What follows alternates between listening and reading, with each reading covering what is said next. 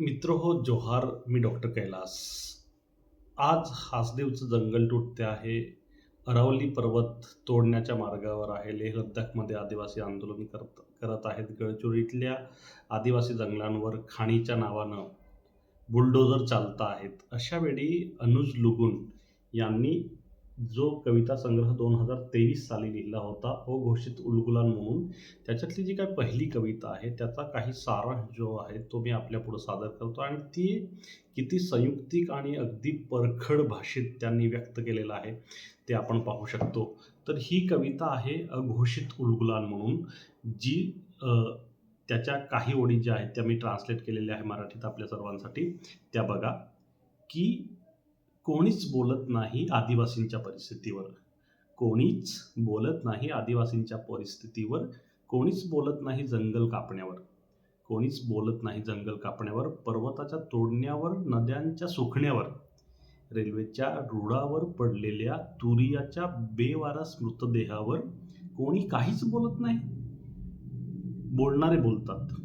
बोलणारे बोलतात ते राजकारणाच्या गल्लीबोळात. बोलणारे बोलतात ते राजकारणाच्या गल्लीबोळात आरक्षणाच्या नावावर किंवा बोलतात फक्त आदिवासींच्या धर्मांतरावर. त्यांना चिंता फक्त त्यांच्या हिंदू किंवा ख्रिश्चन होण्यावर. त्यांना चिंता फक्त त्यांच्या हिंदू किंवा ख्रिश्चन होण्यावर. त्यांना ही चिंता नाही की रोजच्या काँक्रीटच्या तोफेखाली पिसले जातात आदिवासी. रोजच्या काँक्रीटच्या तोफेखाली पिसले जातात आदिवासी आणि लोखंडी रोडने आदिवासींच्या आत्म्यावर होतात घाव. परंतु बोलणारे फक्त बोलण्यासाठीच बोलत राहतात आणि शेवटी ते सांगतात, आदिवासी मात्र या परिस्थितीविरोधात लढतात. आदिवासी मात्र लढतात, करतात अघोषित उलगुलान. आदिवासी मात्र लढतात, करतात अघोषित उलगुलान. ठेकेदाराच्या कुऱ्हाडीनं तोडल्या जाणाऱ्या झाडांवर, वाढणाऱ्या काँक्रीटच्या जंगलावर. आदिवासी मात्र करतात अघोषित उलगुलान. ठेकेदाराच्या कुऱ्हाडीनं तोडल्या जाणाऱ्या झाडावर, वाढणाऱ्या काँक्रीटच्या जंगलांवर. अशा वेळी दांडू म्हणजेच आम्ही जायचं कुठे? तुटणाऱ्या जंगलात की वाढणाऱ्या काँक्रीटच्या जंगलात. ही कविता अघोषित उलगुलान या पुस्तकातनं साभार आहे.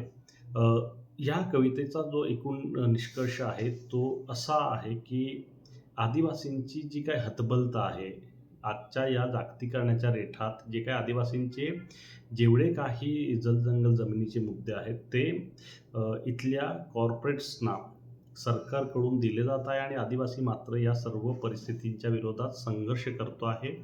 आणि आदिवासी जंगलात गेला तर त्यांच्या विरोधात गुन्हे दाखल होत आहेत आणि शहरात आला तर त्यांच्या विरोधात शोषण वाढते आहे.